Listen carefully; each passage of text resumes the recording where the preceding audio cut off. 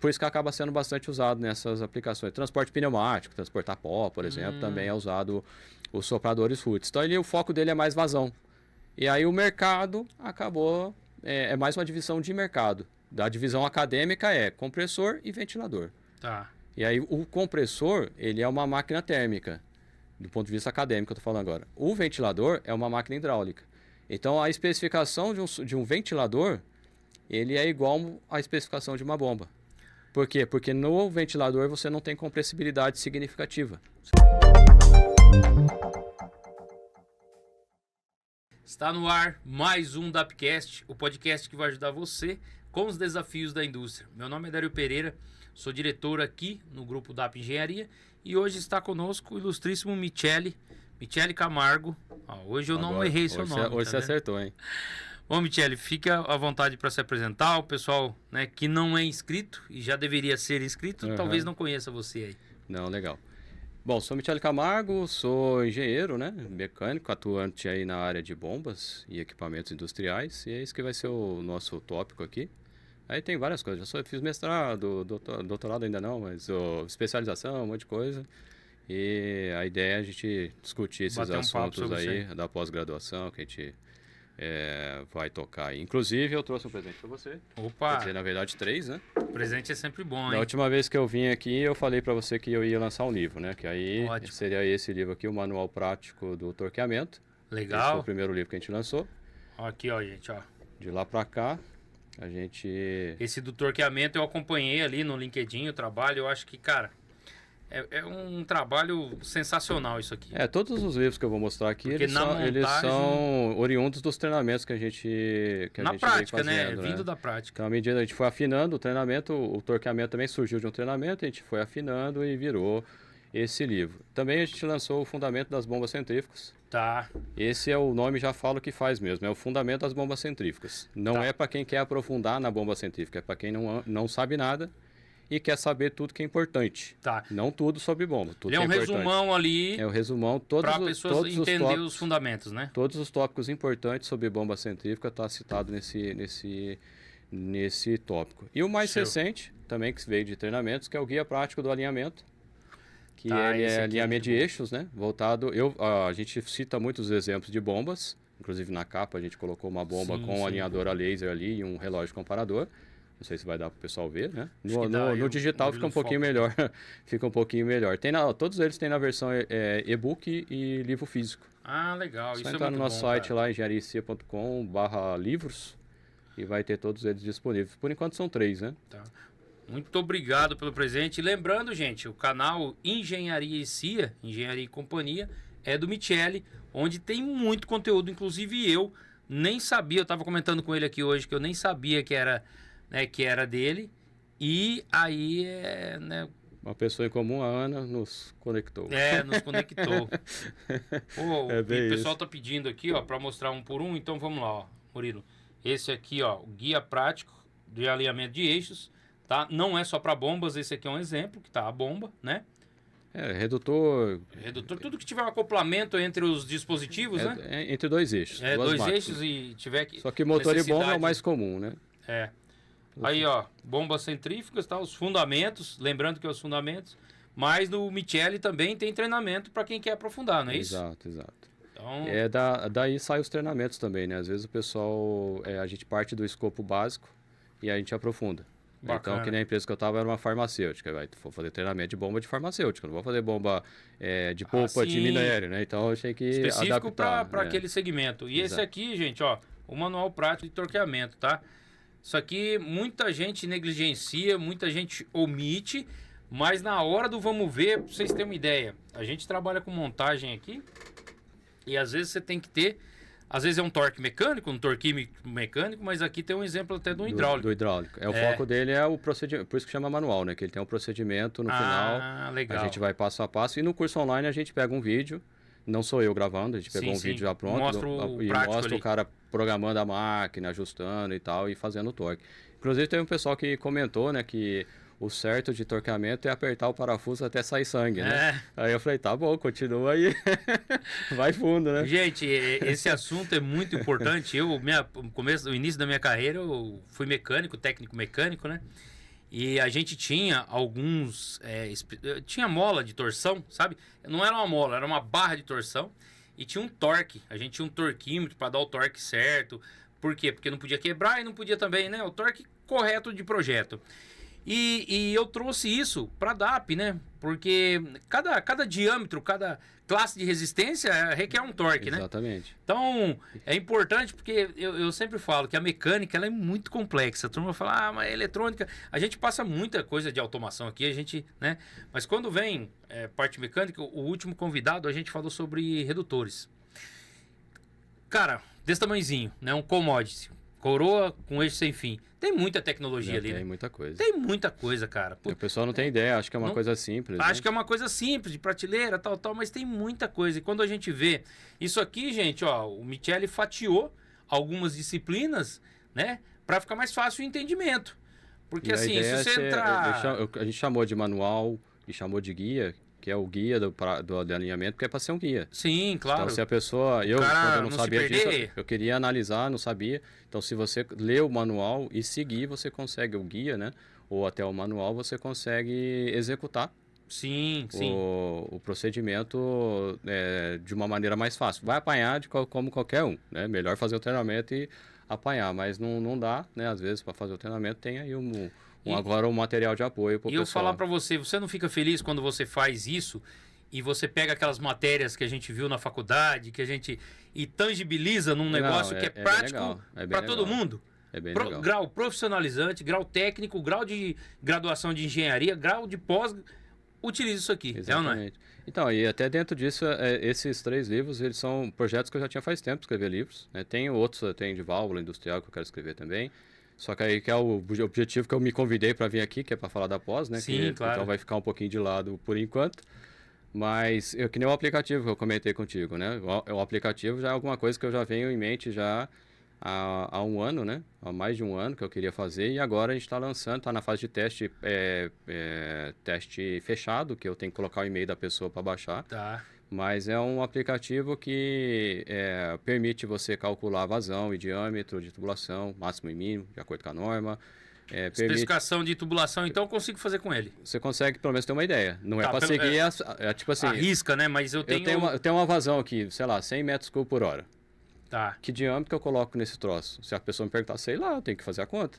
Então, assim, como é que eu especifico? Ele aproxima bem. Como é que eu especifico, né? As normas, elas trazem a velocidade, recomenda a velocidade de 1 a 2, em algumas normas até 3.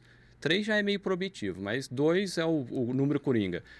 Então, o que o software faz? Calcula o diâmetro para a velocidade de 1 metro por segundo, velocidade média, e calcula para 3 metros. Aí vai lá, dá um diâmetro de, sei lá, 50 a 75 milímetros. Você já sabe qual que é aí você escolhe, ou 55, 60. Aí você vai ver o que tem no mercado próximo, que vai ter um custo interessante. Cara, né? olha que bacana, né? Então, esse aplicativo, além disso, tem a parte de cálculo de perda de carga, localizada, distribuída. E quais são os inputs que eu tenho que pôr? Por exemplo, olha, gente, desculpa te interromper, mas a gente veio aqui para falar com vocês de um assunto muito importante, que é a pós e os módulos e tudo, mas aí já vem os microlivros aqui, já veio os treinamentos, já veio o aplicativo. O aplicativo saiu ontem. Vamos falar rapidinho do aplicativo, só para explicar. Explica pra gente o que é o aplicativo, para que ele serve e quais os inputs e os outputs que ele fornece. O aplicativo é uma calculadora. Tá. Então eu tenho várias calculadoras dentro dele. A primeira que eu citei lá, eu quero calcular a vazão. Digamos, como que eu calculo a vazão? O jeito mais... Independente de fluido. Mais besta de calcular a vazão eu tenho um volume, quanto tempo que eu vou encher aquele volume. Então, tanto que a unidade de vazão é metro cúbico por hora, litros por segundo. Então, é uma unidade de volume por tempo. Então, você entra com volume, entra com tempo que você quer encher e fala, mas eu não quero fazer essa conta. Ué, qual é a vazão que você quer? 32 litros por hora. Você vai lá, 32 litros, bota lá 1 hora, 32 litros por hora, você já tem a vazão que você quer. E aí ele vai calcular os diâmetros máximo e mínimo. Tá. Dentro da regra de 1 a 3 metros por segundo. Que dá para a maioria das normas. Tem norma, por exemplo, de mineração, que a velocidade mínima é 4, mas é por outros motivos. Tá. Né? Então aí não vamos entrar, para atender uma ideia geral. Aí, por exemplo, você pode entrar, aí para você entrar com isso, você precisa colocar volume e tempo, e ele vai calcular o resto para você. Ele vai calcular a vazão em várias unidades, então é um conversor de unidade também, e o diâmetro em milímetro e polegada, que são as unidades mais comuns. Legal. Aí você vai calcular a perda de carga. O que precisa para calcular a perda de carga? É perda de carga distribuída. Você precisa de comprimento da tubulação, qual o tubo, né? Se é aço, se é inox, se é PVC. Então tem lá 5 opções. É simplificado, não é um cálculo, Sim, né? sim. Se aqui é o software Ninja, eu tenho o software Ninja também. Mas é o V1 ainda, né? Isso é o aplicativo. Mas eu já tenho um software bem sofisticado de cálculo de dimensionamento, que sai relatório, porrada de coisa. Mas é para computador. Você não é mobile ali para fazer rapidinho em campo. Isso. Esse é o objetivo. Não é para ser nossa, eu vou fazer o projeto aqui na calculadora. Tá. É para você aproximar ali e até fazer uma lista de materiais aproximada, né? Isso, você consegue fazer uma análise rápida ali. Tá. Agora, eu quero fazer um projeto. Aí a gente tem um software robusto também. Quem quiser, entra lá no nosso site, na aba software, vai ter lá. Coloca o site aí, é da engenharia.com. Tá. E aí vai ter /livro, /cursos, /treinamento, que são... Vai estar na aba de serviços lá. Isso, é só selecionar. Mas digitou engenharia CIA no Google, vai me achar com certeza. Legal. Que é todos os domínios .com.br, .net, é tudo mesmo. comprei tudo. É bom. Não tudo, né? Mas uma boa parte ali. Aí vou calcular, então, para calcular a perda de carga, o que você precisa? Você precisa da vazão, você precisa do diâmetro, você precisa do comprimento. Tá. E aí, quando você coloca, ele te dá como resultado o número de Reynolds, o fator F, a perda de carga distribuída, que você calculou ali em metros. E se eu tenho conexões, por exemplo? Então, aí é perda de carga localizada, é a outra aba. Tá. Aí você clica lá, quero calcular a perda de carga localizada. Aí qual que é o input? Basicamente é a vazão e o diâmetro. E se você quiser calcular o ΔP, que seria a diferença de pressão... Diferença de pressão de um ponto no outro. Aí você coloca a massa específica. Eu esqueci da massa específica também, né? Aí precisa massa específica, viscosidade, dados fluidos, né? Massa específica, viscosidade, diâmetro, comprimento, você calcula a perda de carga distribuída. Massa específica para diferenciar um fluido de outro ali. Então tem os principais cálculos relacionados com bomba, tem lá. Legal. NPSH disponível. Aí você fala assim, eu não sei nada disso. Bom, então faz o curso lá, especificação de bomba, que você vai entender. Né? Então o software não é autoexplicativo. Tem que ter um conhecimento básico sobre o tema. Tem que saber do que está falando. Do que está falando ali para trabalhar com ele. Isso, ele é um software para quem sabe um pouquinho ou sabe bastante. E se não souber, tem engenharia sim que pode ensinar. Aí tem que fazer o curso. Tá certo. Tem que fazer o curso. Então, basicamente, então ele tem vários cálculos, tem, se não me engano, 6 ou 7 cálculos diferentes entre eles, aí, desses que eu citei. E aí você, para cada um, vai ter a variável necessária para você fazer o cálculo. Hoje ele está disponível só fechado, ele mas tá você fechado, vai mas quem quiser é só entrar no site lá, engenhariacia.com/app, vai fazer o cadastro, daqui 12 dias já vai estar liberado para o teste, porque só vale para Android por enquanto, porque o iOS é um pouquinho mais complicado, tem que ter iPad, como chama, o Mac, tem uma frescura a mais, tem uma frescura a mais, é mais caro, né? Então a gente está validando primeiro no Android para depois lançar vai lançar também para iPhone. Sim. Então lá no procedimento do Google, primeiro você faz um teste interno. Aí só algumas pessoas conseguem baixar, né, pelo link. Aí depois vira um teste fechado, que é a fase que nós estamos agora. Estamos há 3 ou 4 dias nessa fase. E aí eu tenho que colocar o e-mail da pessoa lá, aí ela consegue acessar o Google Play e aparece. Aí depois vai para o teste aberto, que aí qualquer pessoa entrar lá e depois vira público mesmo, né? Então são as fases que a gente está vencendo aí, né? As etapas, né? Então a gente já está mas quem quiser é só acessar, fazer o cadastro e a gente vai mandar o link. E aí eu pego o e-mail da pessoa e já coloco lá. Pessoal, para quem está nos assistindo ou nos ouvindo aí no Spotify, no Amazon Podcast, qualquer plataforma de áudio aí, dá uma passada no YouTube que eu vou pedir para o Murilo fixar um comentário com esse link para vocês terem acesso. Tanto aos treinamentos da engenharia em si, como esse aplicativo aí, que é muito bom. E é provável que quando sair, porque não estamos ao vivo, né? Então, sim, está gravado, quando for pro ar já está liberado. Já vai sair. já vai estar na fase aberta, provavelmente, né? Que leva um tempinho. Então, aplicativo, falamos sobre, né, os livros aqui. Vamos entrar no assunto que é o principal aí, que hoje a gente veio falar. Pessoal, para quem não assistiu, tem um primeiro episódio com o Michele, tá? A gente falou sobre bombas, falou sobre muitos assuntos. Para quem quiser, assista o primeiro vídeo, é bacana. É uma aula. É uma aula, exatamente. Aproveite a oportunidade, já faça a sua inscrição no canal, ative o sininho e já deixe o seu like, tá bom? Então, a gente vai continuar aqui. Se estiver nos ouvindo, depois passa no YouTube aí que tem muita coisa também, tá? Bom, vamos lá. Você mandou para mim lá, eu até Falei, tem uma vaguinha aí. Pô, aí eu falei para você sobre algumas coisas de instrumentação e tudo mais, mas quer dizer que então Agora, tá aí a pós... Agora, pós-graduação, aí a primeira pergunta que o pessoal faz é reconhecido pelo MEC? Sim. Se você entrar no link lá que está no site, vai aparecer meu nome como coordenador do curso. Legal. Então, eu, pessoa física, Micheli, sou o coordenador oficial junto ao MEC. E nós estamos fazendo montamos toda a grade, mandamos para o MEC aprovou o curso. E a parte acadêmica é feita pelo Instituto Cêntico. Então, quem entrar no nosso site vai poder consultar, né, os parceiros. Então, a engenharia em si não é faculdade. Então, a gente não pode ter curso de faculdade. Mas nós estamos fazendo toda a organização, né, seguindo o fluxo curso. acadêmico que pede o MEC. Isso. Né? Então, assim, oficialmente, diante do MEC, eu, pessoa física, sou o coordenador do curso. E é claro que eu vou ser o principal professor do curso, além de outras pessoas que a gente vai estar chamando para fazer ou a disciplina inteira ou pessoas que têm expertise. Tá. Porque perante o MEC, para ter validade, você tem que ter pós-graduação, seja lá lato sensu, mestrado ou doutorado. Para ser coordenador, tem que ser mestrado ou doutorado. E no caso, tem pessoas que têm muita da expertise, mas não tem pós-graduação. Mas o foco dessa pós-graduação, que a gente intitulou Engenharia de Movimentação de Fluidos e Equipamentos Industriais, tem um foco mais prático do que acadêmico. Mais ou menos a mesma pegada dos livros. Legal. O livro aqui não é só blá blá blá conceitual. Se é fundamentos, eu tenho que falar de conceito, né? Sim, sim. Mas é conceito aplicado. Então, o curso ele começa... Então, a movimentação de fluido, por quê? Para quem não sabe o que é fluido, eu costumo falar assim, para quem não é leigo, fluido é tudo que não é sólido. Então, é sólido? Não. Então, é fluido. Então, entra os líquidos e gases. Aí tem fluido newtoniano, não newtoniano, vamos entrar muito em detalhe aqui, mas basicamente os fluidos pastosão, né? Eles têm um outro comportamento diferente.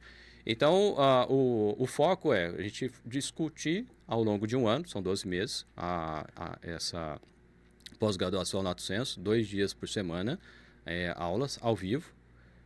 São 4 horas, vai depender da disciplina, um pouquinho mais, um pouquinho menos, mas de 3 horas e meia até 4 horas por dia, né, por encontro. E durante 12 meses a gente consegue cobrir todo o conteúdo dessa pós. Tá. Então a gente começa com os fundamentos, mecânica dos fluidos aplicada. Depois a gente entra discutindo as bombas centrífugas. Quais são os tipos, aplicações, para que serve, né? Muita gente pode não saber para que serve, né? Sim, sim. É claro que quem for fazer já deve ter uma ideia do que para que serve, mas a pós não é só para quem já é da área, para quem quer ser também. Para quem tem uma graduação, pode fazer essa pós. Posso fazer a pós. Eu trabalho, que é o que acontece, tem gente que não tem formação técnica oficial, digamos assim, não fez um curso técnico, não fez uma engenharia, mas o camarada trabalha numa empresa, conheço vários, né? Excelentes profissionais, técnicos, inclusive, montam um monte de coisa, que o cara é super prático. Um dos melhor mecânicos que eu conheço, ele não tem formação mecânica oficial, mas é um puta de um cara que vai lá. Eu mandava ele, quando ele era meu técnico de campo, mandava ele resolver os problemas lá. Eu podia lá mandar ele, eu ficava... Quando dava um BOzinho, ele me ligava, a gente discutia e normalmente resolvia. Não vou falar que resolvia tudo, porque né, tem uns problemas que são meio... Tem limitações também. Mas 95% dos problemas a gente resolvia de pé nas costas ali com ele. Né? Eu sabia que era tranquilo. Então, para quem tem que... se eu não tiver graduação nenhuma e quiser fazer, dá para fazer? Conceitualmente dá. Só que aí não vai ser uma pós-graduação. Porque para ser pós, você tem que ter graduação. Sim, tem que ter. Aí seria um curso de extensão universitária. Então, para aquela pessoa que não tem nenhuma graduação, por exemplo, um técnico, mas ele quer ter o conteúdo, ele consegue fazer. Só não vai ter a mesma validade jurídica, vamos dizer assim, porque, por exemplo, eu tenho um diploma de mestrado, então eu sou mestre em ciências pela USP, beleza? Certo. Sou engenheiro mecânico pela Universidade Federal de Itajubá. Então, isso é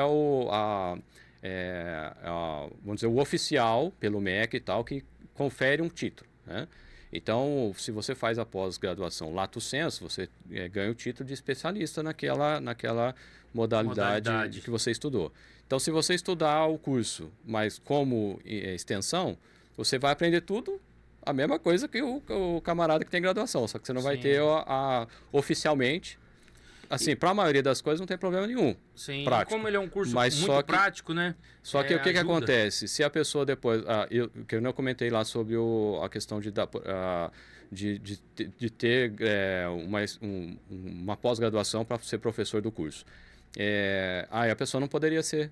Ela teria todo o conteúdo, mas oficialmente eu não posso colocar ela como professor daquele curso, entendeu? Então é só esse detalhe.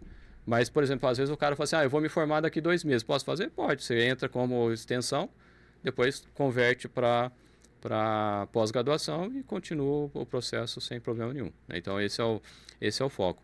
Então, na discussão geral, a gente começa, né, justamente pelo básico, lá em engenharia da mecânica dos fluidos, depois entra nas bombas centrífugas, discute as bombas centrífugas, funcionamento, aplicação e tudo mais. Depois discute as bombas de deslocamento positivo, que, ao meu ver, que é um dos livros que eu quero lançar, o próximo que eu quero lançar. Existe muito pouca coisa sobre bomba de deslocamento positivo. Bem pouco e mesmo. o que tem, ele tem muito viés do fabricante. Então, assim, então você vai, por exemplo, ter um fabricante de bomba de lóbulo. Ele vai falar da bomba de lóbulo dele. Recapitulando, vamos explicar. O que seria uma bomba de deslocamento positivo? Então, essa é uma pergunta que o pessoal faz e eu até faço a brincadeira, né? Se tem a bomba de deslocamento positivo, deveria ter a bomba de deslocamento negativo, né? Mas não tem. Por que chama positivo, eu não sei. Poderia ser só bomba de deslocamento. Mas, basicamente, dentro da engenharia mecânica, dentro da mecânica dos fluidos, existem 2 tipos de máquina. Existem as máquinas de fluxo e as máquinas que não são máquinas de fluxo. E daí eu com isso? A máquina de fluxo é a máquina que ela muda para ela conseguir alterar a pressão. Então, eu vou falar de bomba que é mais fácil, porque a turbina seria a análise inversa. Tá. Então, pegando a bomba, o que a bomba faz? A bomba, ela entrega energia para o fluido. Então, entra com uma certa energia. Que energia? Quais são os parâmetros da energia? Vazão e pressão.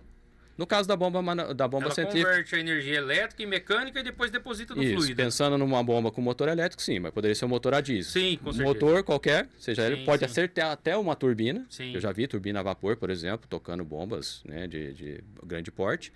E ela converte, então, a energia mecânica em energia hidráulica. O que é energia hidráulica? Ela aumenta a pressão, ela dá uma vazão e dá uma pressão. Tá. Nas bombas centrífugas, a gente, ao invés de falar pressão, a gente fala altura manométrica. Que às vezes o pessoal confunde também a altura manométrica com a altura de desnível. Sim. Uma coisa tirei daqui e vou colocar para cá. Isso é altura geométrica de elevação. Sai daqui e vai para lá. Agora, a bomba, vamos dizer que tem 100 metros aqui. A bomba ela vai ter que ter 120, 150, 180, 200, 500, sei lá, para vencer esses 200. Aonde está o resto? Nas perdas de carga. Então, a movimentação, você gasta energia para movimentar. Se não considera, eu não consigo. Isso. Esse é um erro, assim, bem besta mesmo. Erro de besta mesmo, porque quem não manja nada é pegar uma bomba. Então eu vou 100 metros. Vai lá na loja, compra uma bomba de 100 metros. Pro sítio dele lá não vai funcionar. Então, depende. Às vezes você tem bomba que não tem altura, daqui para lá, reto. Só que daqui reto 300 km para frente, que é os oleodutos da vida. Tem perda de carga, não. Então a bomba é só para vencer a perda de carga. O regime turbulento ou não, né? É só para movimentar, né, o coisa. Então a bomba as máquinas de fluxo, a bomba de fluxo, ela para gerar energia, a conversão para pressão, porque quando ela começa a girar, ela já dá energia de velocidade, que é a vazão. Para ela dar o diferencial de pressão, ela precisa primeiro acelerar o fluido. Então, se você olhar a velocidade média na entrada da bomba, vou dar número só para... Esse número é chute só para a gente ilustrar. Vamos dizer que a velocidade está chegando a 1 metro por segundo. Quando ela acelera, pelo efeito centrífugo, pensando na bomba centrífuga, ele vai sair com uma velocidade, por exemplo, de 30 metros por segundo. E aí ele acelera, e aí quando o produto sai do rotor e entra na voluta, a velocidade cai. Aí você tem um princípio de Bernoulli que fala que relaciona a velocidade com pressão. Então, quando a energia mecânica, a pressão subiu de um ponto para outro, a energia de velocidade cai. Ou o contrário, que é inversamente proporcional. Isso. Então, como a bomba sofre, né, o fluido sofre uma desaceleração logo que sai do rotor, a pressão sobe. Então, pode acontecer de você medir aqui você tem uma tubulação aqui. Você tem um ponto aqui, você mede a 10 bar. Você mede lá na frente, que a tendência é ter menos pressão, pode estar a 15. Mas como isso? Se você mudar a característica da condição ali, por exemplo, aumentar o diâmetro lá na frente, pode acontecer por aumentar, a velocidade cai e a pressão sobe. Tá. Então Entendi. tem essa jogada que acontece nas hidráulicas da vida. Sim. Normalmente não é o que acontece, né? É difícil você ver um aumento significativo de tubulação mais na frente, mas poderia. Depende de tudo do dimensionamento ali e Isso. tudo mais, né? Agora as bombas de deslocamento positivo não, elas é meio no grito. Ela pega o negócio aqui e empurra para frente. Então você pega, por exemplo, a bomba de pistão, ela admite e empurra. Bomba de lóbulo, ela pega lá o lóbulo e vai e empurra para frente. Um compressor de ar, por exemplo, aquele de pistão, é um deslocamento positivo, né? Deslocamento positivo, exatamente. Já o parafuso é contínuo. É contínuo, mas é deslocamento positivo. É deslocamento positivo Agora, também. agora o compressor centrífugo já é uma máquina de fluxo. Ah, entendi. Então, o efeito do o compressor centrífugo é uma máquina muito legal. Porque ele acelera tanto o ar ali, que quando ele sai ali que seria o equivalente à voluta, né? Eu não me lembro agora o nome na máquina, mas é tipo a voluta ali da bomba centrífuga, a velocidade cai tanto que a pressão sobe. Então, assim, ele chega a comprimir ali, é uma coisa meio que absurda. Tanto para pressão positiva quanto negativa, para vácuo também, né? Sim. O centrífugo é usado também para também. geração de vácuo, né? E aí, assim, você pega, por exemplo, até o que tem parte que faz parte do curso também, que é o soprador Roots, que é um soprador, é um compressor de lóbulos, né? Só que o pessoal chama de soprador.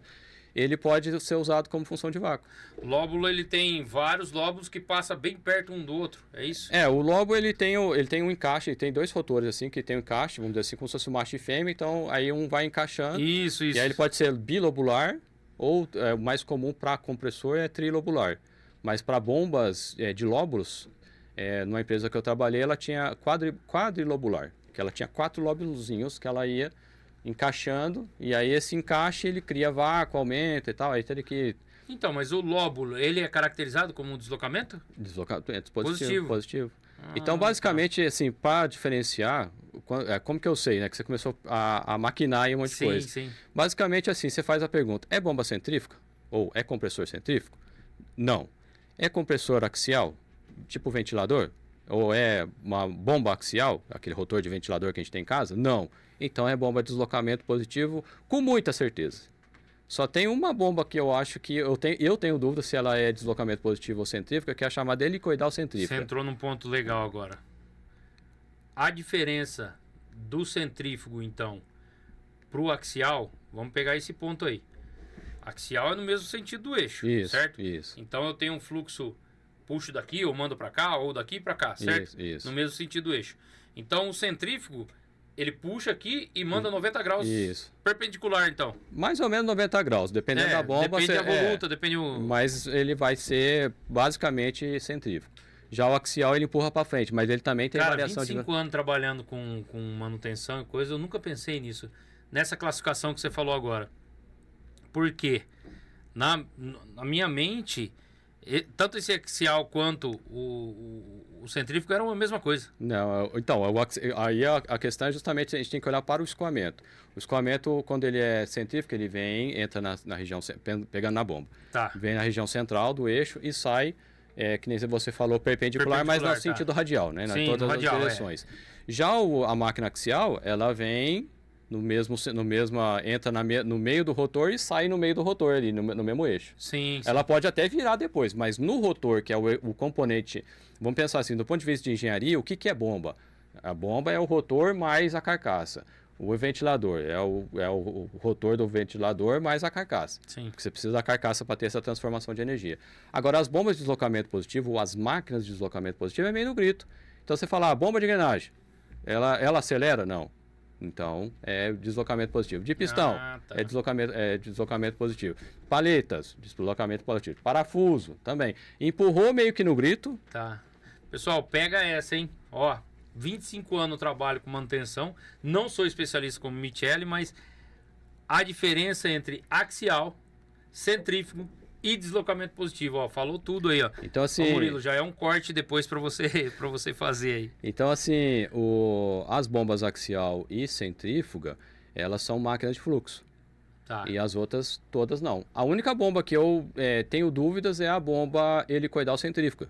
Por quê? Porque ela tem um rotor que parece um parafuso helicoidal. Vai fazer o fluxo ali, mas... É bem assim, mas não chega a ser uma bomba tipo aquelas bombas de cavidade progressiva, não tem nada a ver. Só que ela tem o final dela é centrífugo. Então eu acho que é a única bomba que eu poderia falar que ela é híbrida. É a única que eu conheço. Tá. Mas assim, fora ela, que eu, se me perguntar, eu vou, bom, vamos discutir aqui para ver se a Haiti é centrífugo ou não, né? Todas as outras, se não for centrífugo, não for axial, é bomba de deslocamento positivo. Aí as bombas periféricas, ou que o pessoal chama de turbina regenerativa, ela tem aumento e saída de descarregamento assim, ela acelera quando ela passa pelo rotor? Não, então não é. Cara, agora eu tenho uma pegadinha para você. Ó, gente, essa, vamos ver se ele consegue. E aquelas bombas que ela tem um rotor centrífugo, tá? Ela tem um rotor excêntrico, na verdade. E aí as palhetas descem e vai deslocando. As palhetas entra e sai do rotor enquanto ela tá girando. Então, você tá me passando a descrição de uma bomba de vácuo de anel líquido, não é não? Isso, é uma então, bomba. Aí bomba de vácuo de anel líquido é uma outra categoria de equipamento. É uma outra categoria. Que é para fazer vácuo.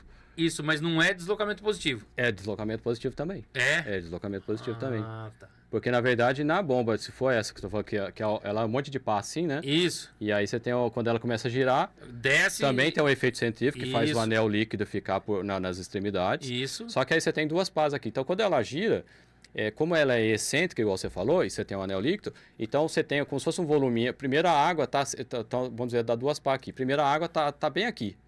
À medida que ela vai girando, a água vai ficando aqui. Então, ela aumenta o volume. Aí você tem lá, o pessoal fala que a gente estuda no ensino médio e não aplica, você tem lá a equação de Clapeyron, PV igual a MRT, que quando você joga numa transformação vira o PVT Povotó, né? Você lembra dessa? Povotó, PVT Povotó. O que você fala da PVT Povotó? Quando você tem um aumento de volume de um ponto para o outro, você tem uma transformação termodinâmica. Então, se o volume aumentou pelo PVT Povotó, a pressão e a temperatura tem que diminuir. Então você tem aí a bomba cria um vácuo, vamos dizer assim. Ela derruba a pressão e aí ela consegue succionar o gás. E depois tem o efeito inverso, que ela na segunda metade ela vai ter o efeito de compressão e ela expulsa o gás para fora. E aí como você vai ter... E as entradas desse equipamento é na lateral, assim. E é diferente da bomba centrífuga, que então, vamos pegar aqui o rotor, né? No caso da bomba centrífuga, ele entra aqui e sai assim. Isso. Agora, na bomba de vácuo, de anel líquido, ela está girando aqui, ela entra pela lateral, aqui também, só que ela entra, aí ela gira e sai pela lateral do outro lado. Isso. Então ela entra, só que ela como se fosse entrar aqui por cima e sai por baixo. Eu já vi bombas que o rotor tá aqui, né? A entrada é aqui, a saída é aqui. Isso. Aí ele tá girando aqui. Só que você não pode pegar nisso, porque tem bomba centrífuga, que a entrada é lateral e a saída é na lateral. Depois você tem que ler o livro ali. Que a gente fala até na norma API, ela fala, né? A entrada end-end, end-top, side-side, que é justamente, assim, a gente tem que olhar para o componente que produz o efeito da bomba. Por que eu estou falando dessa forma? Porque eu estou querendo ser geral. Então, se você for pegar uma bomba de pistão, é o pistãozinho. Se for pegar uma bomba de diafragma, é o diafragma. Se for pegar uma bomba de engrenagem, é a engrenagem. Então, o elemento que faz a parada acontecer ali, né? O que acontece com o escoamento nesse parado. Então, uma outra bomba que talvez você esteja falando também, que pode ser a bomba de palhetas, que também ela é excêntrica. Palhetas, isso. Então, a bomba de palhetas, o que acontece? Ela vai girando e a palheta vai ficando cada vez ali. Isso. O que acontece? Quando você está girando aqui, o produto entra e ele sai do outro lado sem mudar de velocidade. Ele só entra aqui e sai, ou seja, ele continua caminhando na mesma velocidade, diferente da bomba centrífuga, que ele entra numa velocidade e sai numa outra velocidade totalmente diferente. E a de diafragma também é deslocamento positivo, porque ela vai esmagar ali o líquido para ele sair para algum lugar. As alternativas é fácil, é mais fácil da gente sacar. Por isso que eu falo, quer saber... É centrífuga? Não. É axial? Não. Então, muita provavelmente vai ser uma bomba de deslocamento positivo. Né? Porque essa é a característica. Aí você pega, por exemplo, tem lá que o pessoal chama de bomba centrífuga vortex, com rotor recuado. Vortex, para mim não é uma bomba centrífuga. Mas todos os fabricantes falam. Eles falam porque você usa uma carcaça parecida com a bomba centrífuga. Só que o rotor está recuado, ele fica girando aqui, ele cria um vórtex. De tanto ele criar um negócio, o redemoinho lá, ele joga o negócio para cima. Sim. Aí vem a pergunta, o escoamento passa pelo rotor? Não passa pelo rotor. Então, pouco daquela turbulência ali sai para algum lugar. Ele aumenta a velocidade? Não aumenta. Então não é bomba centrífuga do ponto de vista conceitual. Mas, para o mercado, é mais fácil falar que é bomba centrífuga Vortex do que você tentar explicar tudo isso que eu acabei de falar. Tá certo. Né? Então, Descomplica, né? Descomplica, exatamente. Bom, então, esse é um dos objetivos da pós. A gente discutir esses pontos. E aí, que nem a gente estava falando ali que você perguntou, né? Aí a gente entra nas bombas de deslocamento positivo. Depois a gente entra nas instalações de bombeamento. E eu falo instalações de movimentação de fluido, porque a gente vai falar também de gás. E tem algumas nuances, gás e vapor, né? Tem algumas nuances um pouquinho diferentes, mas a essência é a mesma. E aí depois a gente entra na parte de especificação de bombas. E aí é o cálculo mesmo, tanto bomba de deslocamento positivo quanto bomba centrífuga. É diferente? É. É muito parecido, mas a bomba de deslocamento positivo ela tem uns TTT a mais. A gente tem um termo para isso na manutenção. É igual, só que é diferente. É igual, só que é diferente, exatamente. Então, assim, tudo que você aplica na bomba centrífuga, você aplica na bomba de deslocamento positivo, só que você tem algumas coisas adicionais. Por exemplo, quando você vai trabalhar com bomba centrífuga, você tem uma viscosidade máxima aplicável. Então, assim, se você for pegar na norma ANSI, ele fala de 2.100 stokes. Você põe uma bomba com 2.100 stokes, a não ser que você queira ter um rendimento de 5%. Aí você pega cada 100 cavalos, você joga 95 cavalos fora. Porque, assim, a perda de rendimento da bomba centrífuga é muito grande. Então, na prática, você vai ver uma bomba centrífuga sendo aplicada aí aos 200 CP e olhe lá. Existe casos que me falaram de 400 CP, mas... assim, rendimento baixíssimo. CP é a unidade CP é a unidade de viscosidade. Tá. É o centipoise, ou centipoa, né? Que é o nome legal. Frescurado. Francês. O nome frescurado. Eu sempre falei centipoise, né? Mas aí eu vi numa reunião na empresa que eu trabalhei, centipoa. Falei, caraca, o que esse cara tá falando, né? Aí depois que eu descobri que era a viscosidade.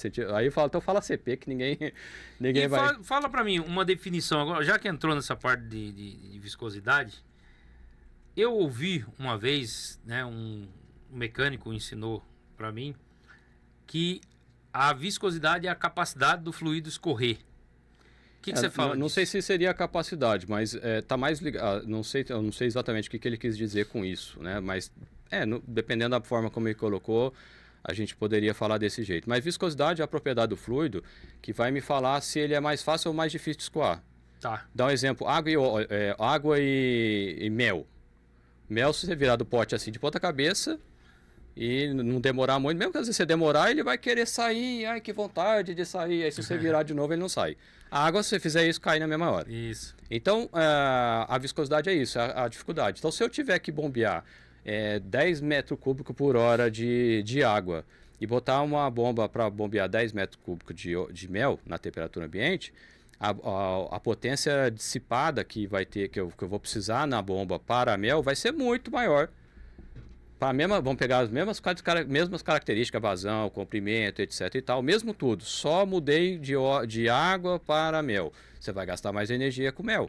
Por quê? Porque o produto é mais chatinho de trabalhar. Pesado, vamos dizer assim. É mais ou menos assim, é tipo você andar na estrada de terra com o seu carro ou com a sua moto e andar na rodovia Bandeirantes, que é uma das melhores rodovias que tem no Brasil. Sim, sim. Então, assim, às vezes uma você tá a 30 por hora, já parece que você tá a 200. Na outra você tá a quase 200, você não... É verdade. Né? Tá lá a 150 por hora, você fica, caramba, eu vou levar multa, né? Que você não percebe, que a pista ela é boa. Isso né? mesmo. Então, ela estimula, né? Você a se bobear, você passa da velocidade facinho. Então, a viscosidade é isso, é essa propriedade. Pensando do jeito que ele falou, né, de a capacidade de deslocar, talvez também não deixa de ser. Mas um modo mais simplório, vamos dizer assim. Mas a maneira que ele entendeu não está errado. Sim, realmente sim. tem a ver com isso, né? E o que tem mais na grade aí da pós? Então, aí depois que a gente estudar a parte de bombas, a gente vai estudar a parte de gases. Então a gente entra no módulo... Que são fluidos também. Isso. Certo? Você por isso falou, que eu não falei, é sólido. Tudo que não é sólido, então aí você entra. O que é fluido? Líquido, gás e vapor. Aí você fala, mas vapor é diferente de gás? Gás é gás, vapor é vapor, senão não tinha nome diferente. Sim. Então, assim, existe uma diferença termodinâmica entre eles dois. Qual que é a diferença? O gás, você não consegue mudar o estado dele se você não mudar a pressão. Então, por exemplo, a água. Se você aumentar a temperatura da água, você consegue transformar a água em vapor, na mesma pressão atmosférica. Então, no caso, a nível do mar, 100 graus, Sim. você transforma em vapor.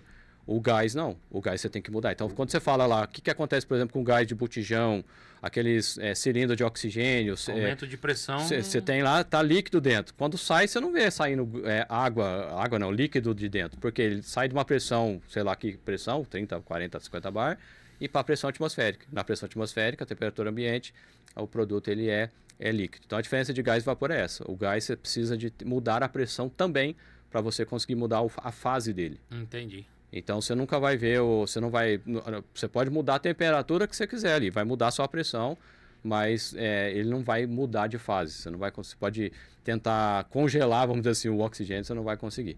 Tanto que quando você pega lá o nitrogênio líquido, que o pessoal usa para manutenção, para diminuir tamanho, fazer montagem com interferência. Quando você está ali líquido, mas quando ele daqui a pouco vaporizou de novo. É verdade. Então, por quê? Porque aí entra na questão termodinâmica. Então, aí a gente entra nesse módulo dos gases, que a gente condensou numa disciplina só, porque a gente já discutiu toda a parte conceitual de cálculo, as propriedades, etc., na primeira matéria, que é a mecânica dos fluidos. Então, ali a gente já vai meio que direto ao ponto ali. Então, estuda apresentar os compressores, o soprador é um tipo de compressor, mas a gente acaba colocando numa categoria, porque o soprador, ele é um compressor fajuto, vamos dizer assim, que a pressão de descarga dele no máximo 1 bar. Você pega qualquer compressor de borracheira, 8, 10, 15 bar, né? Sim. Fácil, pé nas costas. Então, a gente fala que é um compressor fajuto, né? Então, nesse sentido, assim, porque o foco dele não é pressão, é vazão. Então, ele é usado, por exemplo, para lagoas de aeração, de tratamento de efluentes, por exemplo. Ah, sim, como se fosse uma bomba de aquário, né? Ele fica lá soltando as bolinhas, né? Já vi, já. Então, o soprador Roots, ele entra nessa afinidade. E ele é até grande, né, cara? Por causa da vazão, né? Então ele é uma parte de ETE usa isso aí, né? Isso, é uma maquininha bem pequena, compacta e faz um volume de ar bastante considerável, né? Então, por isso que acaba sendo bastante usado nessas aplicações. Transporte pneumático, transportar pó, por exemplo, também é usado os sopradores Roots. Então, o foco dele é mais vazão. E aí o mercado acabou, é mais uma divisão de mercado. Da divisão acadêmica é compressor e ventilador. Tá. E aí o compressor, ele é uma máquina térmica, do ponto de vista acadêmico, eu estou falando agora. O ventilador é uma máquina hidráulica. Então a especificação de um ventilador, ele é igual à especificação de uma bomba. Por quê? Porque no ventilador você não tem compressibilidade significativa. Você sabe uma coisa que me veio agora que você tocou no assunto, tem a ver com fluido, mas como você é especialista em engenharia mecânica, tem um ponto. Quando a gente fala de energia, né, calor, né, você falou de termodinâmica e tudo, não existe refrigerar, né? Existe tirar o calor, não é isso? Aí esse é o fluxo natural. É sempre o calor, ele vai da temperatura menor para a temperatura da temperatura maior para a temperatura menor. Então, quando você tem um sistema de refrigeração, o que o sistema faz? Ele vai trabalhar o fluido refrigerante de tal maneira que quando ele está dentro da geladeira, ele está mais frio que os produtos que você colocou dentro da geladeira. Então, o calor vai do produto dentro da geladeira para dentro do fluido. Que a tendência é equilibrar, né? Isso. E aí né? Aí então, vai sempre do maior para o menor. E aí, depois, na outra parte do circuito, ele inverte. Ele vai estar com a temperatura maior do que o ambiente e sai. Que é o ar-condicionado, por exemplo, né? Altera a pressão, alterando a pressão eu mexo com a temperatura. Aí se for olhar o circuito termodinâmico do sistema de refrigeração, que aí você vai ter uma parte de compressão, expansão, etc e tal, você vai ter temperaturas que vai ter situações que ele vai estar líquido e vai ter situações que ele vai estar gasoso. Mas o que flui é o calor, né? É a energia isso, aí de um corpo para outro. Por definição, o calor ele é energia em trânsito, né? Então só existe calor quando eu tenho a movimentação de energia térmica de um componente para outro. E aí, se você colocar dois corpos um do lado do outro, por exemplo, um a 100 graus, outro a 50, ele vai passar calor do mais quente, vamos dizer assim, o mais frio, e depois eles vão estabilizar e quando chegar na mesma temperatura, cessa a transferência. Aí não tem mais o delta, né? Não tem delta, que tanto que tá no mesmo, né? A fórmula lá é o coeficiente de calor vezes a massa, que macete, né? Que macete. Vezes a diferença de temperatura. Tem o calor específico e tem o calor latente, exatamente, né? O coeficiente de calor, o calor específico, mas o pessoal usa mais calor específico, né? O nome. Bacana, a gente foi um pouquinho para lá porque tem a ver com engenharia, é que no final vai ter trocador, vai ter uma disciplina que chama termodinâmica, não, transferência de calor aplicada. Ah, legal. Que é onde a gente aborda as 3 formas de transferência de calor, que é condução, radiação e convecção. E depois a gente, isso para dar fundamento, né? Aí a gente discute os trocadores de calor O dimensionamento dimensionamento térmico, não... eu tenho um trocador de calor casco-tubo. Quero dimensionar, né, o tamanho, né, qual que tem que ser o tamanho do tubo, essas coisas. Não, isso é dimensionamento hidráulico. Não vai ser abordado nesse... Pelo menos não está previsto para ser abordado esse detalhe. Mas o dimensionamento térmico, sim. Tanto de casco-tubo quanto trocador de calor a placas. Que é muito comum também. Eu trabalhei particularmente com os dois já. Tanto o casco-tubo quanto de placas. Inclusive, se eu não me engano, a eficiência do de placas é maior, mas o de casco aguenta pressão maior, uma coisa assim? Então, assim, na verdade, que entra aí, você tinha falado de assunto polêmico, esse é um do assunto polêmico que eu vou falar agora. Se eu aumentar o número de placas, o que o pessoal pensa? Que vai aumentar a eficiência de troca-calor. E não necessariamente. Porque lá, se a gente for entrar na parte conceitual da transferência de calor, a transferência de calor de convecção, que é o principal fenômeno ali do trocador de calor, de transferência de calor, ele depende do tipo de escoamento. Então, se o escoamento for mais turbulento, ele vai misturar mais rápido. Então, eu consigo transferir mais calor. E a queda de pressão? Se você aumentar o número de placas, o que vai acontecer? Para a mesma vazão, você vai mudar a velocidade. Então, pode acontecer de você jogar a velocidade para uma velocidade muito baixa, que ele não vai ter turbulência o suficiente para trocar calor. Então, em alguns casos, se você aumentar o número de placas de um trocador de calor e só isso, você piora ele. E a queda de pressão? Então, se aumentar o número de placas. Então, se aumentar... aí vai...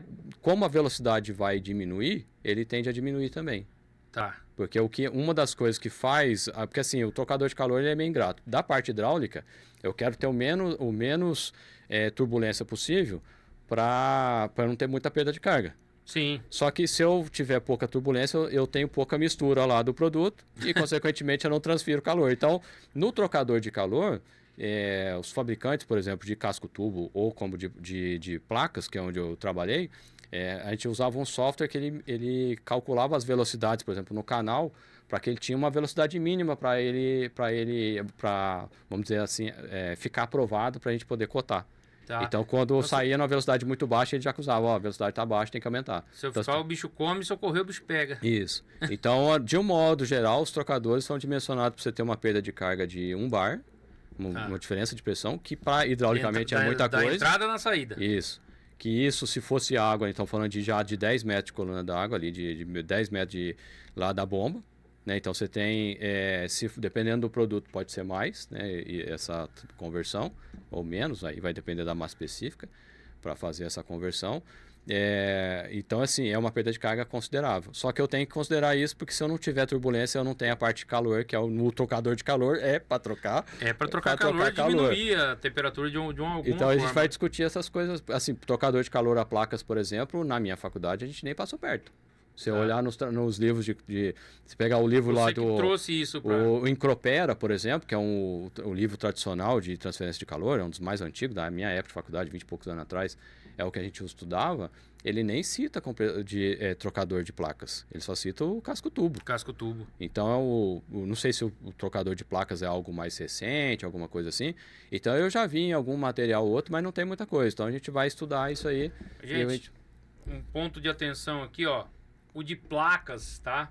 Eles são montados várias placas e aí o fluido passa ali e ele circunda, né? Ali a placa e de alguma forma troca calor. Pode ser um ventilador, pode ser alguma coisa ali para trocar o calor dele, né? O casco-tubo, ele tem tubos dentro assim que passam fluido e passa o outro fluido fazendo assim, né? Um espiral. O trocador de placas, ele tem, essa versão que você falou, com gás, também existe, mas é mais comum você ter 2 líquidos. Ah, sim. Então você tem várias placas, e aí na própria placa você tem o canal de entrada e saída. Então, e ele faz todo o caminho uma parte ali. Entra e uma parte move. Até um ponto interessante sobre o trocador de calor à placa, que o manual, por exemplo, da empresa que eu trabalhava, ele tinha um manual geral, mas para cada máquina saía uma, porque para cada configuração, você pode ter, às vezes, que é o que a gente chama de eu esqueci agora o termo, mas ele vinha, quantas vezes que ele sobe e desce, por exemplo, me fugiu agora o termo, mas se ele vem e desce uma vez só, é uma passagem, acho que esse era o termo. E aí, então, ele vem, desce, aí vem o outro fluido contrário uma passada e duas passadas, Quando ele desce e sobe, ele é duas passagens. Quem controla isso é as gachetas que você vai usar para fazer... Então, se você não tiver o manual certo e desmontar sem anotar, você nunca mais monta aquele trocador de calor. No monto que já aconteceu, eu vi acontecer.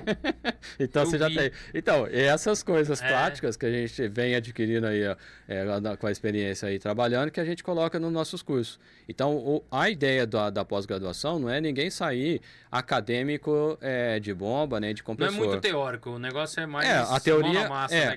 Aprender o que funciona na prática. Você pega o cara mais chucrão, que é aquele cara praticão, que aprendeu na prática, o cara vai falar, teoria não serve para nada. Só que se você sair daquela viés que o cara está acostumado... Tem um embasamento teórico também. Se o cara sair daquele viés ali, ele já não faz mais nada. E, por outro lado, se tem um cara muito teórico demais, vai ter a teoria que é uma maravilha, legal pra caramba e tal, só que não é prático. Isso aqui resume tudo, ó. Exatamente, fundamentos. Quando você aprende o fundamento, cara... Então, assim... não é teoria, é o fundamento, você tem que saber. Isso. E aí que acontece muito. Às vezes eu faço muito treinamento para peão, vamos dizer assim, para cara de mecânica, etc. e tal. E aí, quando a gente vai fazer treinamento para mecânico, o cara, já, às vezes, tem 30, 20 anos que trabalha com isso. Aí o cara já pensa, vem lá o engenheiro encher o meu saco aqui.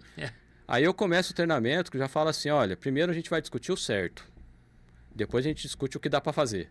Pronto, eu já quebro os caras, porque eu não tô ali para falar que o cara tá fazendo errado. O que é certo, o que é errado, porque, assim, o certo é assim... Boas práticas, né? Boas práticas. Então, o ideal é fazer desse jeito. Já aconteceu comigo na época que eu trabalhava na empresa de selo mecânico, e aí eu com mais um outro engenheiro de campo, e a gente falando lá pro cliente, falou, você tem que fazer esse procedimento, fazer essa verificação, não sei o que lá. Aí ele pegou o relógio comparador, jogou na nossa mão e falou, faz aí pra eu ver como é que é. Aí a gente ficou olhando pra máquina, olhando pro relógio comparador, olhei pro ele ali. Eu falei, acho que não dá, né? Falei, então para de me encher o saco. Ou seja, o que o cara me ensinou? Nem tudo que é falado que tem que fazer, dá para fazer. Exatamente. Na prática funciona. Nem tudo tem a teoria, mas quando você vai aplicar a prática, a gente vê muito isso aqui dentro da DAP. E às vezes, o que acontece? O cara orça de um jeito. Tirar uma máquina, por exemplo. Vamos içar a máquina por aqui, por aqui, por aqui. Só que assim... Ele foi lá, viu, né? Bateu foto, reuniu todos os dados e tal. Chega na hora lá e fala, porra, você viu quanto que tem lá? Tem um espaço. Aconteceu esses dias, eu perguntei pro orçamentista. Falei, quantos metros tem da máquina pro telhado? 2 metros. Falei, tá bom. E quantos metros tem dentro da base? Não dá pra saber. Eu falei, então. E se for 2 metros da base? A máquina não sai, concorda? Você tem que levantar pelo menos 2,5 metros para ela sair. Tem pelo menos um tantinho. Para sair dali. Exatamente. E aí, o que acontece? Na teoria, funcionava. Só que chegou na prática, não funciona. Eu falo que nada substitui a prática. Não, nada. Mas a prática sem fundamento, assim, eu já resolvi um monte de problema que eu nem sei. Sim. Assim, como eu tenho... O pior é isso, né? Como você resolveu? Não, pior que eu não sei. Não, eu falo que eu não sei porque, assim, às vezes a pessoa vem falando, tô acontecendo isso, me conta o caso. Às vezes manda uma foto. Aí eu falei, cara, conceitualmente falando, normalmente é isso. Dá pra você fazer tal coisa? Uma vez o cara falou, não tá chegando, pessoal, o que a produção fala, não tá chegando a quantidade. Aí eu falei, dava pra ver que era um mecânico, né? Aí eu falei pra ele, dá pra você alterar como que é o acionamento? Ele faz por polia. Você tem uma polia pra aumentar a rotação aí? Você consegue mexer numa delas? Consigo. Eu falei, então, mas vai com calma, porque aumentar a rotação, esse é um problema. Para menos, beleza. Se você tem um motor de 10 cavalos e diminuir a rotação, ok, você está tranquilo, pé nas costas. Agora, se você fazer o contrário, a potência ela aumenta ao cubo. Então, se você, por exemplo, duplicar, então você sai lá de 1.750 RPM para 3.500, o que vai acontecer com a potência? Ela vai triplicar, vai ser ao cubo. Então você faz a conta ao cubo ali, vai ver. Então o motor não vai dar com certeza, você não vai ter folga ao cubo ali, né? Então, nunca, né? Então assim, para mais você sempre tem que tomar cuidado. Eu falei, vai com cuidado, pega uma polia um pouquinho maior aí, um pouquinho menor, aliás, né, para aumentar a rotação da bomba. para você conseguir, para você não correr o risco de queimar o motor. Aí deu lá meia hora, uma hora, sei lá, o cara mandou, deu certo aqui para o pessoal. Então, tipo assim, eu nem sei não sei nem que empresa, né? E agora você falou de um assunto polêmico, mas eu não poderia deixar de citar que você falou sobre a bomba. Bomba em paralelo, o que você me diz? Cara, esse é um ponto que o pessoal até briga comigo quando eu falo, né? Qual que é a ideia, né? Eu tenho uma bomba, então, que nem tem as duas canecas aqui, elas estão em paralelo. Primeiro, o que é estar em paralelo? Tá. Significa que a descarga das duas bombas vão se juntar numa tubulação. Um tubo só. Então, vamos dizer aqui, né? Se aqui é uma tubulação, sai a descarga dessa junto aqui, a descarga dela aqui. Liguei essa bomba sozinho. Digamos que ela tenha 10 metros cúbicos por hora de vazão. Você tem um fluxômetro aqui, um medidor ultrassônico, sei lá qual que é, como você está medindo, e está marcando 10 metros cúbicos 10 metros cúbicos por hora, por exemplo. Ligou a segunda bomba, igualzinha, tudo igual. Qual que vai ser a vazão? Elas vão se somar? Então, vão se somar, mas qual que é o resultado? Se essa aqui é 10, aquela outra também é 10 sozinha, quanto que vai ser o resultado? 20? Não.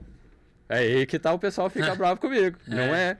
Às vezes acontece, dependendo da instalação que você tem, você coloca duas bombas em paralelo, você aumenta 7%. Só? Só.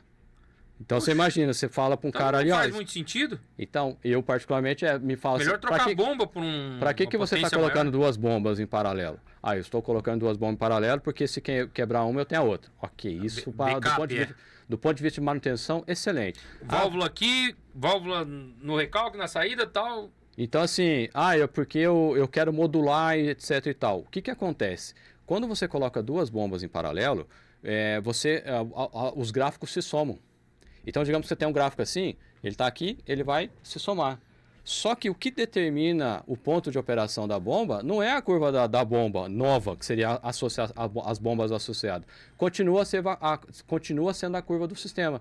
Então, você tinha uma curva que estava aqui, ela vem para cá, isso tem no livro, inclusive. Sai daqui, vem para cá, só que a curva do sistema continua aqui. Então, o que vai acontecer? Se você tiver uma tubulação com diâmetro pequeno, que é bem comum, porque o pessoal quer economizar no tamanho do tubo, você tem uma curva muito íngreme. Então, você está de uma curva aqui, a outra aqui, a distância entre... a gente poderia até tentar achar aqui, não sei se vai dar para achar. Aí, o que acontece? Não, é isso aqui mesmo. E aí, o que vai acontecer? Você vai ter aqui, bem na página. Aqui, ó. Você tem uma... É isso. Você tem uma curva aqui. Certo. As duas em paralelo vira essa curva aqui. Então, essa curva é a bomba da curva em paralelo. Tá. E você continua com a curva do sistema. E aí o que acontece? Vai ser legal se for assim. Se eu tiver uma curva do sistema que seja mais... Ela demora mais para crescer. Porque o que acontece? A perda de carga ela é proporcional ao quadrado da velocidade. E a vazão é velocidade vezes a área. Então, para a mesma área, se você aumenta a vazão, o que acontece com a velocidade? Aumenta. Então, se você tiver uma curva muito íngreme assim, ó, o que vai acontecer? Você vai sair desse ponto para esse. Vai aumentar 5%, 10%. Falando... Então, é assim, eu coloco duas bombas em paralelo quando eu quero aumentar a vazão. Ok. Só que você tem que analisar se é realmente viável. Sim. Agora, se você fala para mim assim, eu quero colocar duas bombas em série, em paralelo, porque eu quero modular de vez em quando e tal.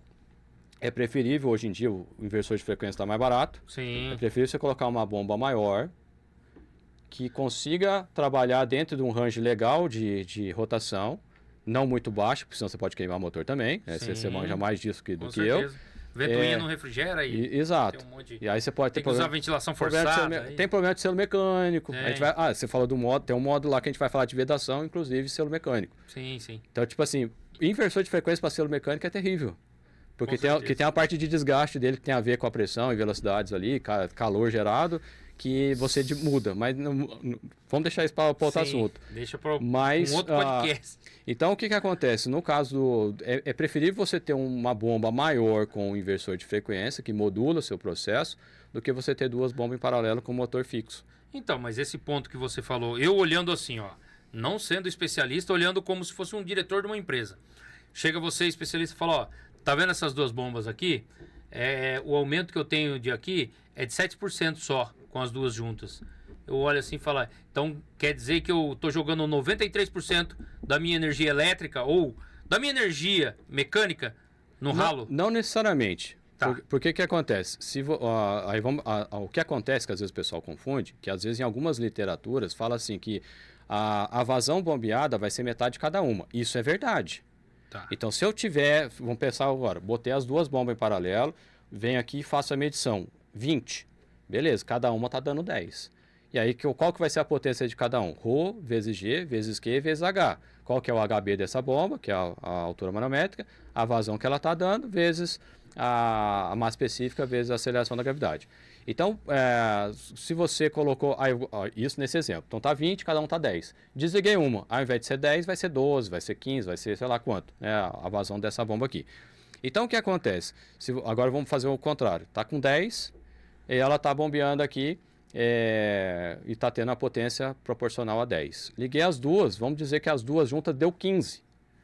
Cada uma vai estar trabalhando com 7,5. Tá. Então, a potência de cada uma vai ser proporcional. Esse é o ponto, Michele, porque assim, do ponto de vista elétrico, o motor ligado, ele está consumindo. Mas ele tem a ver com escorregamento, né? Não, ele tem a ver com a carga na ponta do eixo. Mas ele, na rotação final dele, 1750, ele tem a corrente nominal dele. Bom, aí eu não vou... Ele vai aumentar, porque assim, ó, ele vai estar rodando na velocidade final. Se você não tem inversor, você está rodando com potência dele total disponível. Não quer dizer que você tem uma carga, um torque contrário que está sobrecarregando. Mas ligado ele está. E ele está sendo alimentado. Então, quando eu ligo, é potência. Bom, potência é o quê? Corrente e tensão. Se o consumo, ele não... que eu não sou da elétrica, eu já não sou tão bom. Mas se o consumo, do jeito que você está falando, se eu estou entendendo o que você está falando, o consumo de uma bomba lâmpada em carga, acesa. O consumo de um motor elétrico em carga, ele é praticamente o mesmo de um motor sem carga, então nesse sentido você está totalmente coberto. É isso que eu estou falando. Porque para mim, na minha visão de mecânico... Ele não trabalha sobre carga. Não, eu entendi o que você falou. Na minha visão de mecânico, a potência consumida ela é proporcional à corrente elétrica. A elétrica não tem um... Sim, mas é bem pouco a variação. Se a variação é com pouco. Carga ou sem carga é bem pouco. Se ela está rodando... Tá disponível na ponta do eixo. Se você tá usando ou não, aí é outros 500, entendeu? Então eu falei bobagem. Tá, então é outros 500. Ela tá disponível, porque se alimentou com a tensão certa, 220, a corrente nominal tá lá, sei lá, 7 amperes. Cara, o que é a potência? Corrente vezes tensão, potência elétrica na ponta do eixo, entendeu? Agora, se eu tenho um torque, né, contrário, eu vou aumentar um pouquinho a corrente, mas bem pouco, tá? Porque a corrente ela não vai variar significativamente. É isso não que pode, não pode. Porque senão eu sobrecarrego o sistema elétrico. Não, porque eu falo assim, você tem a corrente nominal do motor. Isso. Então, se você trabalhar menos... na rampa, aumenta. Na rampa, aumenta. Mas depois se diminui. você estiver trabalhando com... Vamos pensar já em regime. Então, você está medindo só quando o motor entrou em regime. Se ele está com carga menor... A corrente nominal, a corrente dele... Vai ser a corrente nominal de trabalho dele. Continua sendo nominal? Isso, continua sendo nominal. E quando é que dá mais? Só quando aumenta Quando parte. Mas quando está com carga elevada também. Isso, quando está com carga elevada também. Então, e na partida. Porque imagina para sair da inércia.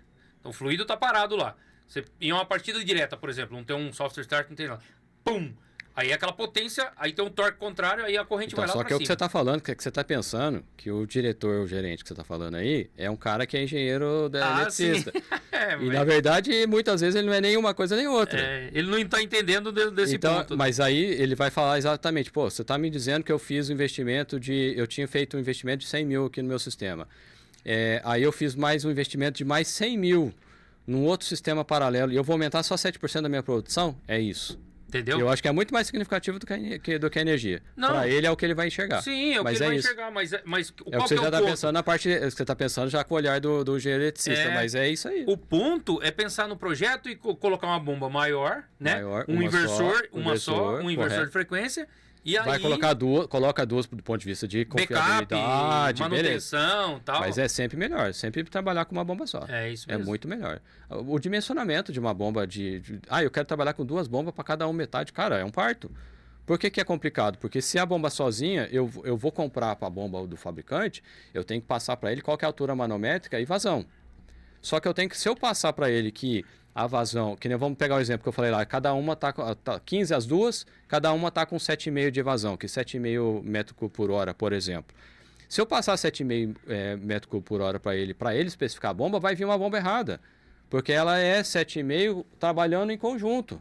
Então eu vou ter que selecionar uma bomba que é, por exemplo, 10, para quando ela estiver em conjunto, ela trabalhar com 7,5, entendeu? Então é muito mais, assim, a chance eu falo que o inversor de frequência, ele é o amigo do projetista da instalação, porque ele ajuda a corrigir, né? Inclusive, que eu até costumo falar que a engenharia, não é ciências exatas, é ciências aproximadas, né? Sim, aproximada. Porque tudo tem mais ou menos, né? E você falou de corrente de motor. Sabe o que ferra muito a corrente? Cavitação. Por quê? Tem fluido ou não tem fluido? Imagina que tá 1.700 RPM, aqui, aí tem fluido, aquele fluxo contínuo. Daqui a pouco, uma bolha de ar. Daqui a pouco vem de novo, pau, dá aquele tranco. Ele fica oscilando ali. Exatamente. Aí a corrente vai lá para cima. É prejudicial para o sistema mecânico e para o sistema normalmente elétrico. eu falo da mecânica, mas é legal. Dessa parte da elétrica eu já não sei. Porque você oscila a carga na ponta do eixo e ele tá lá rodando a né? Aí depois daqui a pouco vem um fluido e dá uma cacetada. Mas essa discussão eu faço, inclusive eu coloco as imagens que eu uso ali, eu fiz um softwarezinho para didático, para justamente que eu vario, né, a curva do sistema para mostrar exatamente essa questão. De quando você coloca duas bombas em paralelo, nem sempre você vai ter muita efetividade de aumento de vazão. Tem que tomar cuidado. Michele, foi boa a discussão, mas, cara, chegou no final do nosso episódio. Nem notamos. Já passou rapidinho de novo. Nem notamos, porque o papo tá tão bom, cara, que... Falar, gente, eu nem fiz... chamei vocês para se inscrever, então, ó, não se esqueça de sair sem se inscrever nesse episódio. Michele, eu agradeço muito. No final, eu sempre dou oportunidade. Passa seus contatos aí, depois o Murilo coloca na tela, tá? Tanto os seus produtos quanto... né, os livros, o aplicativo, a pós. Gente, eu indico a pós, tá? Ele já me falou um tempo atrás, eu achei a ideia, sabe, fantástica. Eu acho que tem que ter mais iniciativas como a do Michele, de trazer treinamentos fatiados assim, ó, e prático, não muita coisa teórica, porque de teoria, gente, a gente já tá cheio. Já tem bastante. Só que é a coisa que eu falei, tá? Fundamento, gente, não tem como você só querer prática, tá? Não existe isso. A pessoa que, eu faço tudo na prática, uma hora ela fica limitada. Às vezes o pessoal fala assim, mas tem a parte de manutenção? Eu falei, cara, você quer manutenção de bomba, olha o manual do fabricante. Ué. Ele vai te dar todos os parâmetros. Tem spare parts, tem tudo, tem você desenho, pega quantos tipos de... Só na capa ali já tem 2 tipos de bomba aí, né? Mas você sabe por que o cara fala? Porque ele não tem um fundamento. Exato. Entendeu? Ele não sabe como apertar um parafuso do jeito certo. Ele não sabe como desmontar um selo. Ele não sabe como trocar uma gacheta. Então, mas se ele soubesse... Esse mesmo do alinhamento, uma vez que a gente começa a falar de relógio comparador, e praticamente, acho que 50% aí tá falando de relógio comparador. Mas ele é o fundamento do laser também. Sim. E aí o camarada lá mandou mensagem pra mim, me arregaçando, literalmente.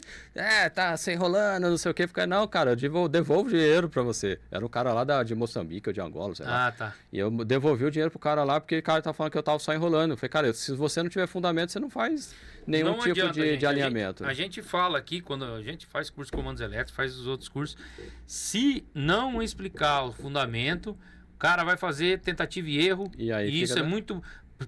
Principalmente para atividades críticas, é muito perigoso. Então, ele tem que saber o que ele está fazendo. Que é o que eu estava falando em relação a quando eu começo o treinamento, né? Eu falo que a gente vai discutir o certo, depois o que dá para fazer.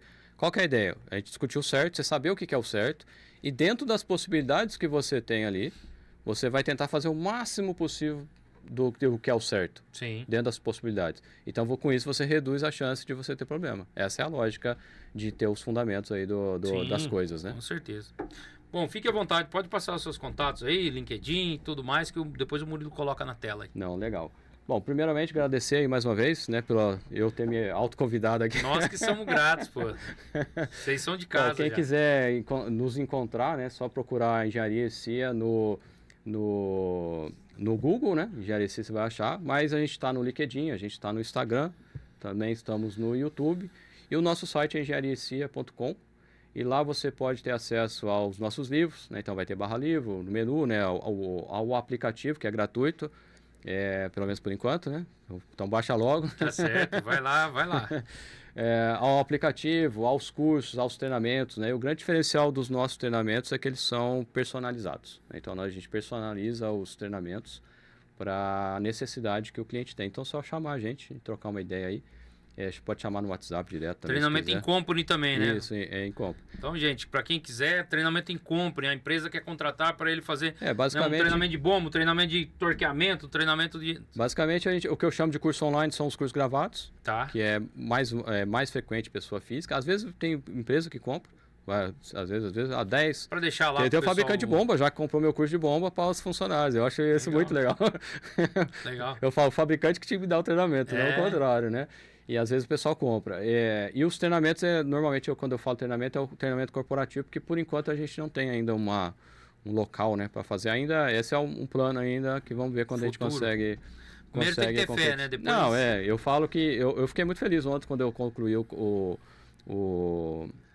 aplicativo, porque eu falo assim, eu já tô com essa ideia já há muito tempo e saiu exatamente o que eu tinha em mente.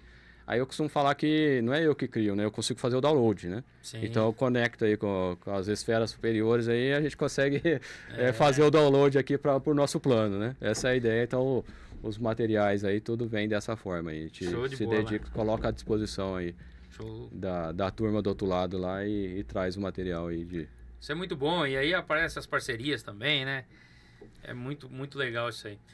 Gente, não se esqueçam de fazer a sua inscrição, ativar o sininho e já deixar o seu like, tá bom?